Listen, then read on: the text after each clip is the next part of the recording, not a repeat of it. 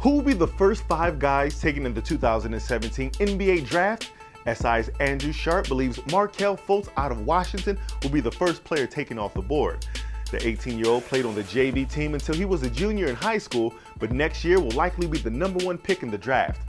His Washington squad probably won't make the tournament this season, but he's scoring almost 24 points a game, and the 6'4" guard could be a nice piece in Boston.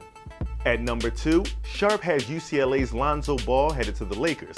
The freshman point guard is averaging just about 15 points and 8 assists per game for the Bruins. Next up is Florida State forward Jonathan Isaac.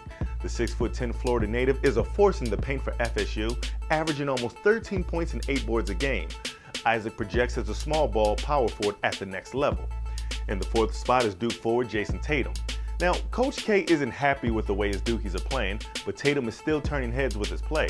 The freshman is second on his team in scoring at almost 17 points per game and could be a star in Miami.